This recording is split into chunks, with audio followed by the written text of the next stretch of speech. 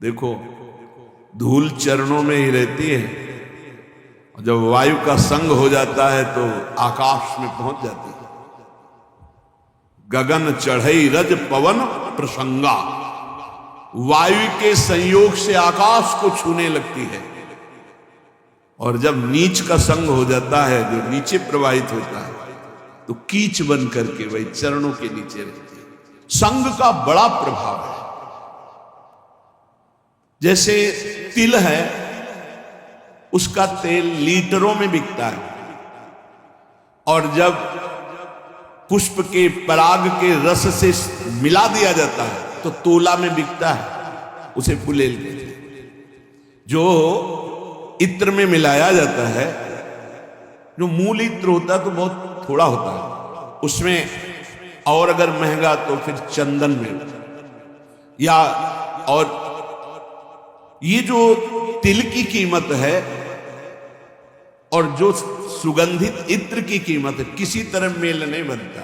वो लीटरों में बिकने वाला वो तोला में बिक, पर जब तिल का संयोग तेल का इत्र से हो जाता है तो वो भी तोला में बिकने लगता है। ध्रुवदास जी महाराज कहते हैं, जो संग है यदि रसिकों का हो जाए तो आप कीमती बन जाओ। अभी माया ने हमको दुर्दशा में पहुंचा दिया। काम क्रोध लोभ मोह मद मत्सर, सच्ची मानिए शरणागति का प्रभाव बहुत बड़ा है। ये नौजवान यौवन अवस्था के बच्चे संपूर्ण मनोरंजन त्याग किए हुए, भोगों का त्याग किए हुए, स्वामी जी की अपार कृपा। देखा है भ्रमण के समय, देखा है सब, और यहां भी देख रहे हैं। 100 में 100 अभी दोपहर तक बदल जाए भगवान जाने। अभी 100 में 100 आज्ञा पर चल रहे, 1 भी % जो धर्म विरुद्ध आचरण है वो नहीं। भजन की पूर्णता तो श्री जी की तरफ से होगी, वही करवाएंगे, लेकिन धर्म विरुद्ध छोटे छोटे बच्चे हैं जिनको केवल खेल खिलौनों से मतलब, वो ऐसे अकाउंट दिखाते हैं। इतने बड़े 60,000 राधा नाम देता, और बढ़ाओ अगली बार 80,000 राधा नाम। इनकी क्या कोई महिमा जाने, अभी ठीक से चल नहीं पाते, 70-80 हजार राधा नाम जपे छोटे छोटे बच्चे। इनकी महिमा आगे जानते हो क्या प्रकाशित होगी? यही जगत को पावन करने वाले, चाहे गृहस्थ बन जाएं चाहे विरक्त बन जाएं, दोनों में ये जगत पावन करने वाले महात्मा होंगे।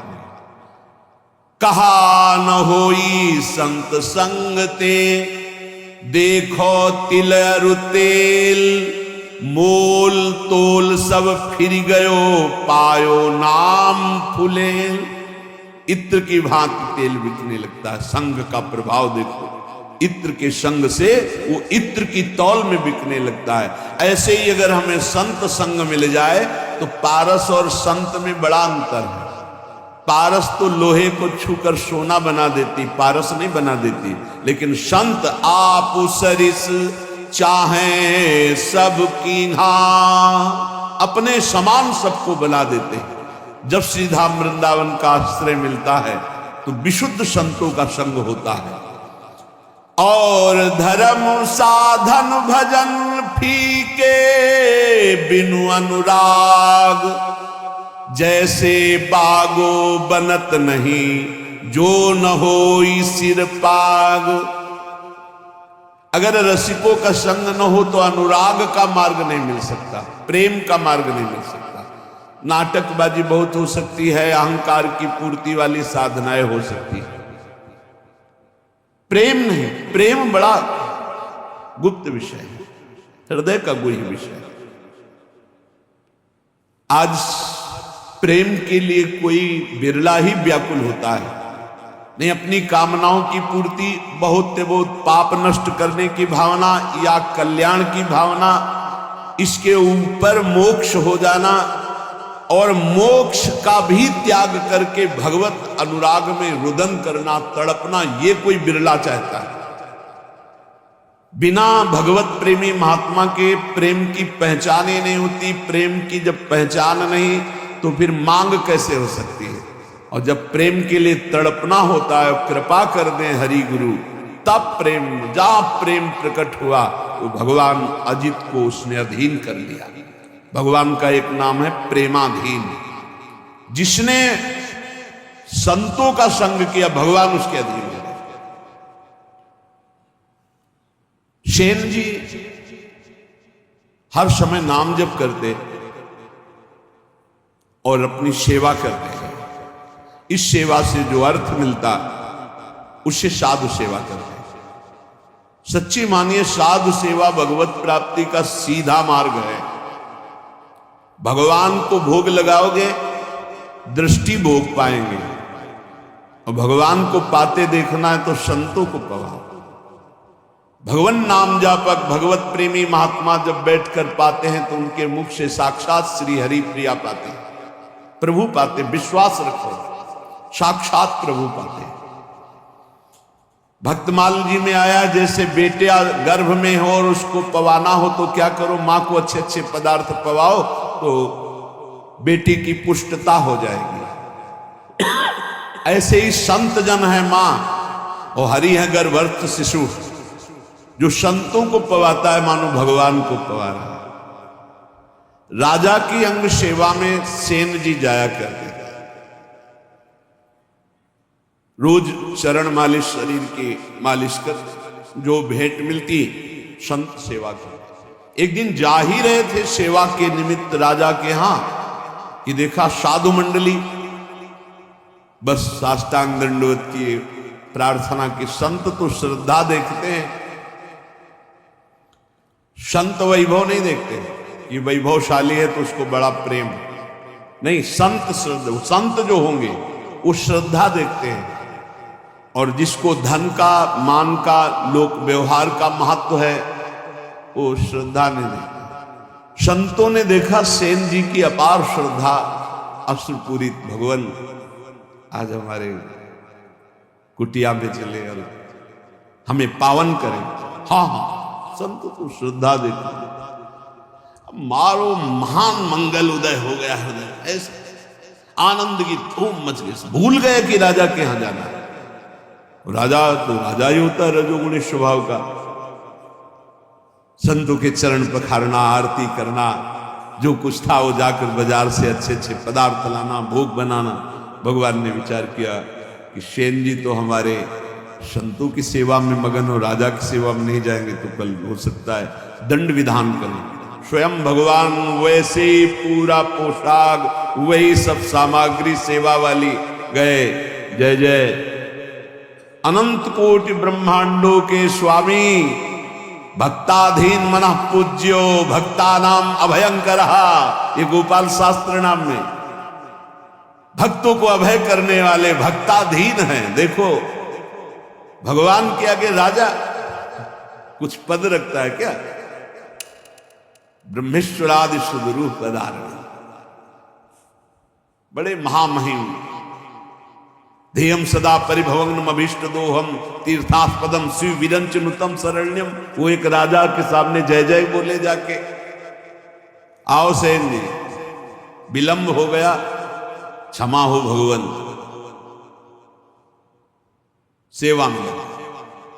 जैसे ही भगवान ने सेवा, अरे उसको तो एक अपार आनंद मिल रहा है आज, कभी ऐसा आनंद नहीं हुआ। पीठ की मालिश की ऐसे। तो जब तेल मालिश कर रहे थे तो कटोरी सामने रखी थी, तो राजा की दृष्टि पड़ी तो देखा अनंत कामों को मूर्छित करने वाले श्याम सुंदर।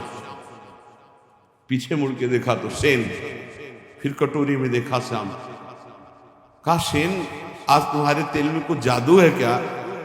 नहीं महाराज, ये तो आपकी दृष्टि का चमत्कार है।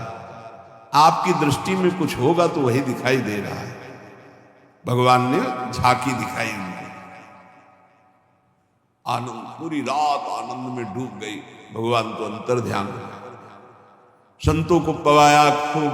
भगवत कीर्तन, भगवत चर्चा पूरी रात हुई। संत जन सुबह मंडली जब विदा हुई तो जैसे अपने प्रियजन के बिछुड़ने से प्राण व्याकुल होते हैं, ऐसे भगवत प्रेमी संत जनों के बिछुड़ने से उनके प्राण व्याकुल होते। मिलत एक दुख दारुण देही और बिछुरत एक प्राण हरि ले। अशुभ प्रवाह करते हुए संतों को विदा किया। जब संतों को विदा किया तब होश आया, अरे राजा की तो सेवा में गया ही नहीं, अब राजा को कैसे बताऊं कि हमारी क्या दशा हो गई थी। संतों के दर्शन मात्र से बड़ा, अब तो राज कर्मचारी आएंगे और मुझे बंदी बना कर ले जाएंगे। सोच ही रहे थे कि राज कर्मचारी आ गए। सेन, महाराज ने तुम्हें याद किया, सूख गए।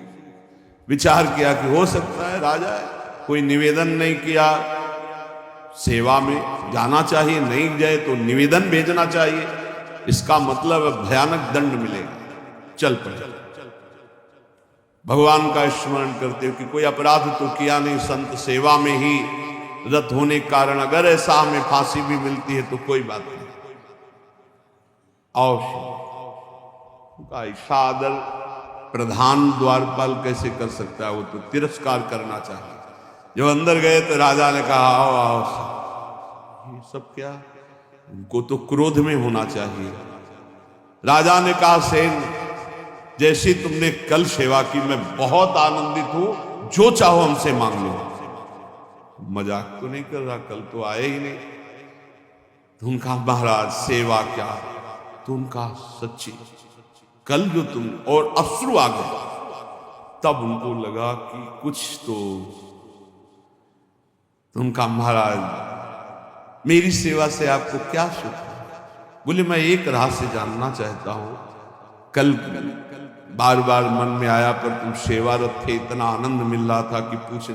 कटोरी में देखते थे तो एक श्याम रंग का बड़ा आकर्षणकारी रूप, और जब पीछे देखते तो तुम सेवा कर, क्या कल के तेल में कोई जादू था, क्या था कल।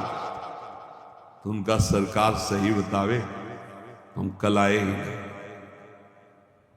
अच्छा, कल तुम आए तो थे, सेवा की।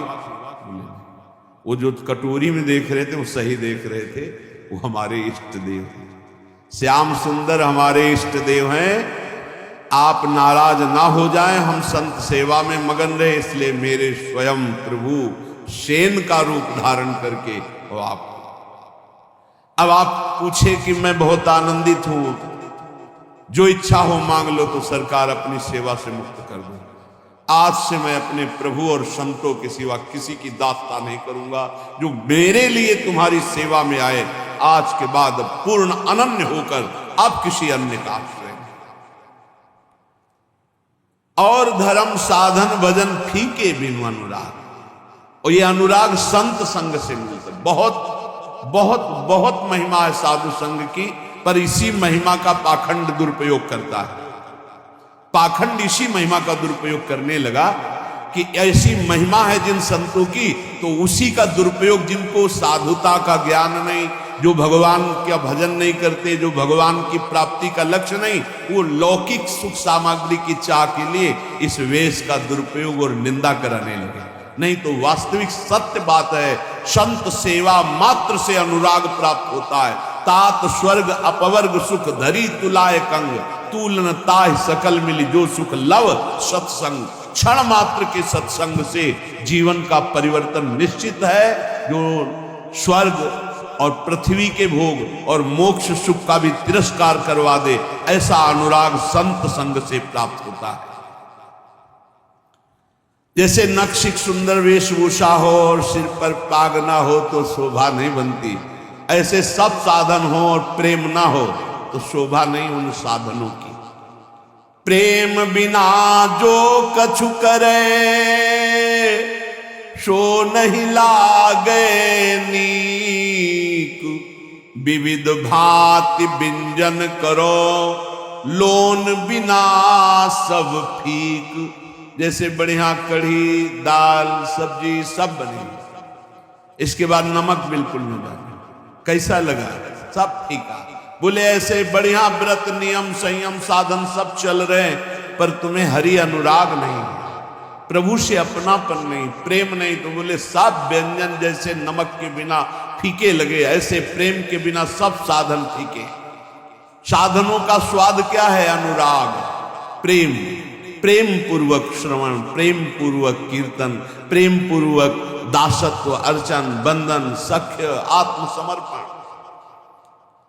नवल किशोरी कुंवर की सहज ऐसी बानी, ताको संग न छाणही नेकु शरण गहे आनी।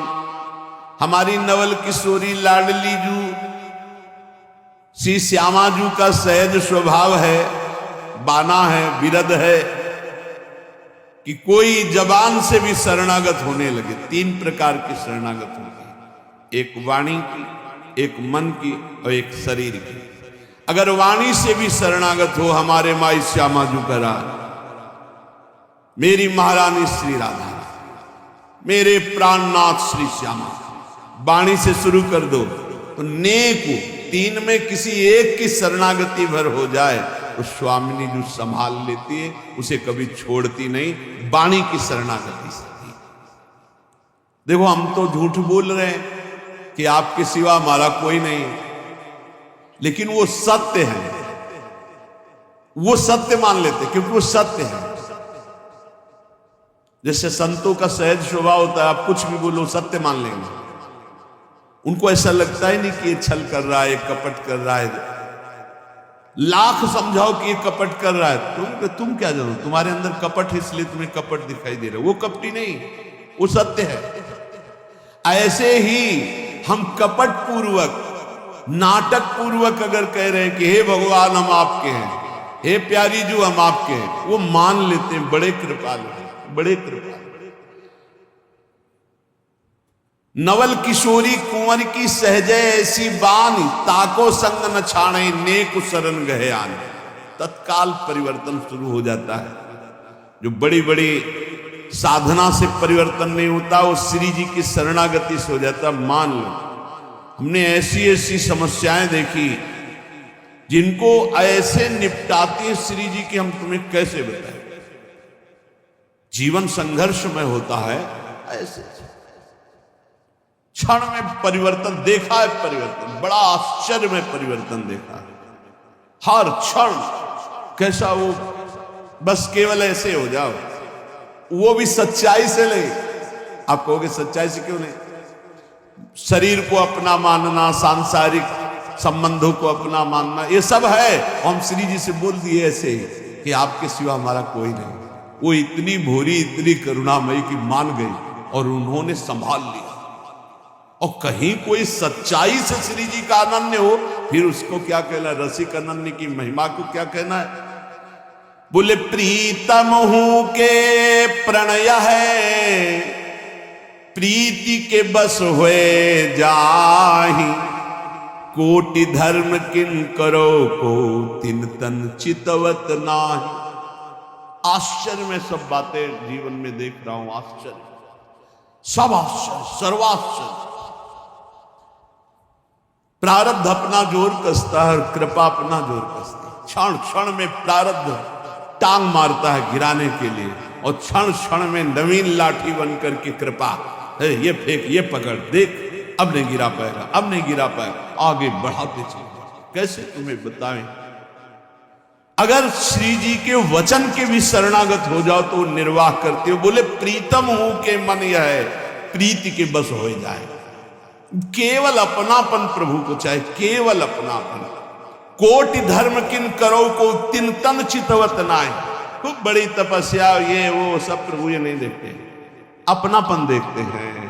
आप अपनापन कितना माने हुए हैं। अपनापन करने में कोई पैसा लगता है क्या? अपनापन करने में आपके कोई सद्गुण की बात की जा रही क्या? हम जैसे हैं हे प्रभु आपके, तो ही मोहि नाते अनेक। मानिए जो भाई, ये क्या चला जाता है इस बात से। सब कुछ तुम्हारा ही रहेगा, तुम्हारा ही तुमको पूर्ण सुरक्षा पूर्वक भोगने को मिलेगा। लेकिन सुरक्षा लग जाएगी सरकारी, भगवतिक सुरक्षा। केवल इतना होने पर हे नाथ मैं आपका, संकटों से, विपत्तियों से, नाना प्रकार के दुखों से आप क्लेशित हो रहे हो, आप भगवान की शरण में हो जाओ। शरणागत अभय हो जाता है। शरणागत निशोक हो जाता है, निश्चिंत हो जाता है। जब तक शरणागति परिपक्व नहीं हो रही तब तक आपको अनुभव नहीं हो रहा। नहीं, सत्य कहते हैं, ऐसा लगता है हर समय वो गोद में लिए हुए बैठे। हर समस्या का समाधान ऐसे होता है प्रभु की कृपा से। आप कहोगे आप भगवत मार्ग के पथिक हो, इसलिए भगवान केवल संबंध निर्वाह करते हैं। दुर्वासा जी विरक्त महापुरुष है, अम्बरीश जी गृहस्थ महापुरुष। आप विचार करके देख, भगवान की दृष्टि केवल अपनेपन पे रहती है, उनकी तपस्या पे, उनकी भगवान पे है। क्या आप अपनी दृष्टि भगवान पर नहीं कर सकते?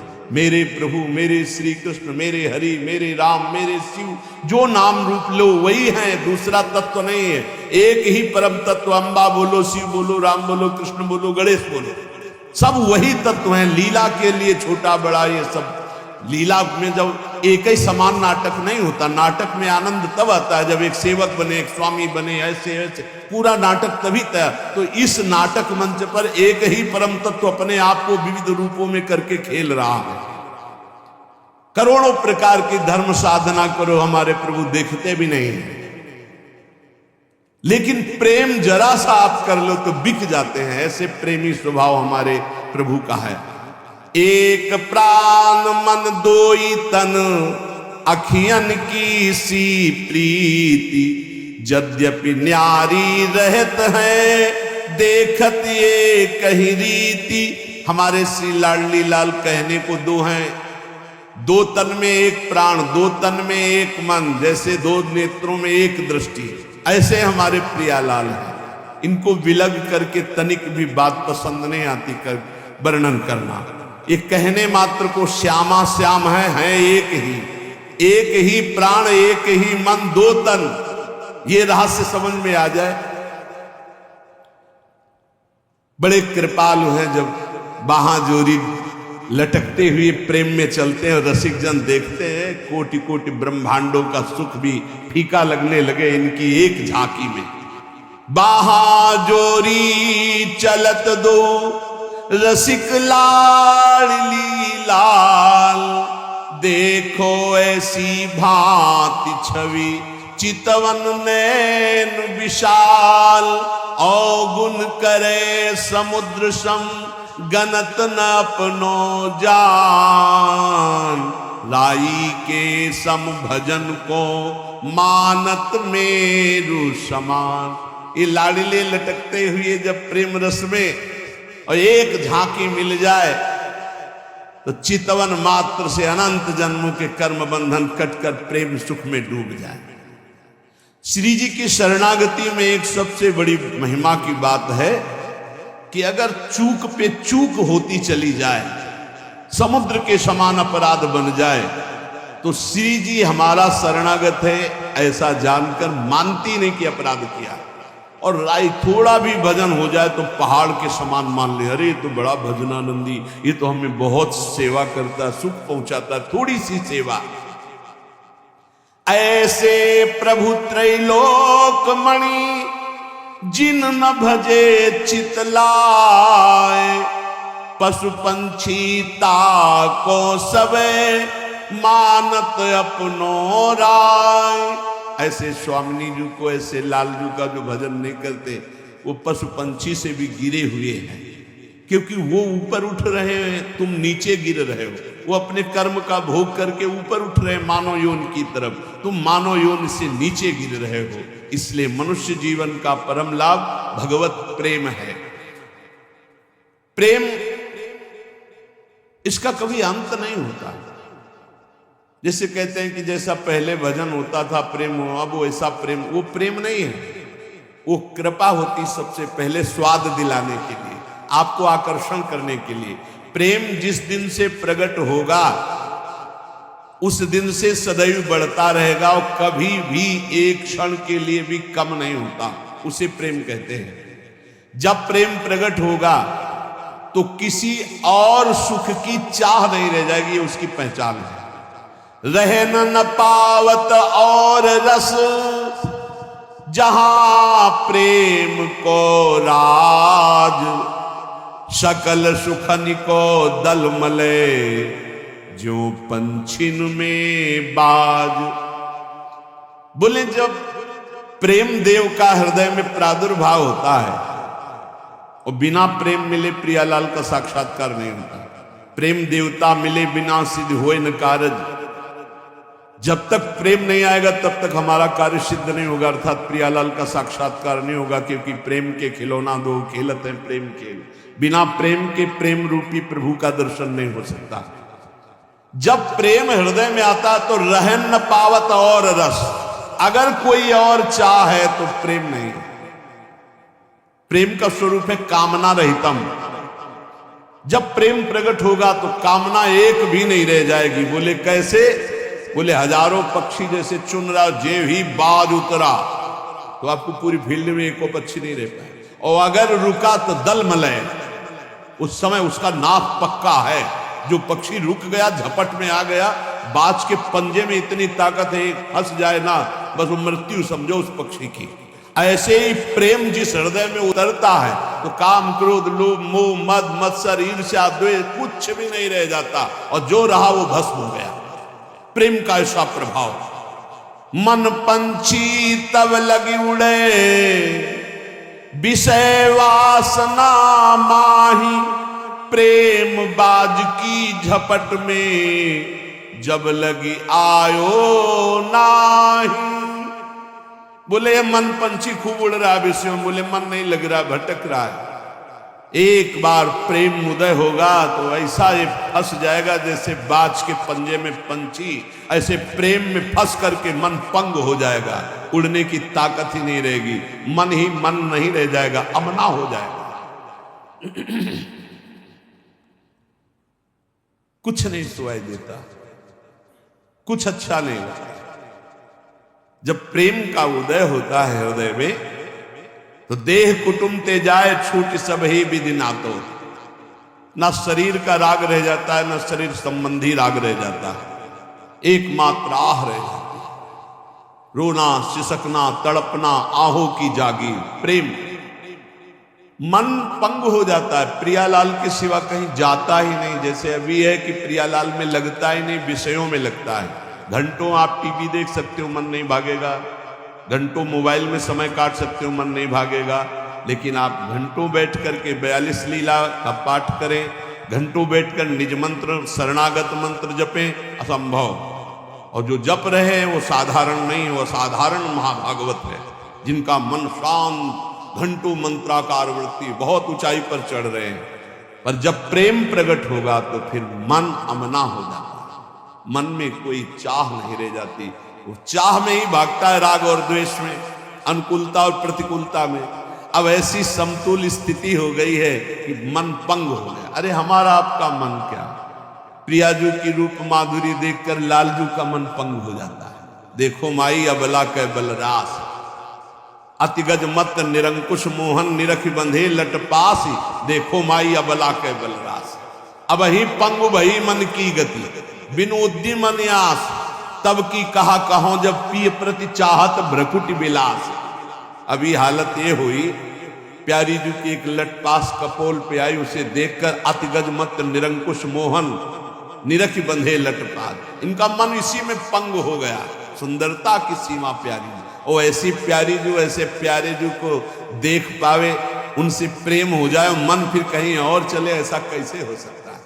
उधो मन न भये 10-20, एक हु तो सो गयो श्याम पे। अब तुम्हारा ब्रह्म ज्ञान कौन सुने, गोपीजन कहती है। और सोचो ऐसे श्याम सुंदर की जहां मन की वृत्ति पंग हो गई, ऐसे प्रिया और ऐसे श्याम सुंदर दोनों को जो देख रहा है, उसके मन की हालत क्या होगी?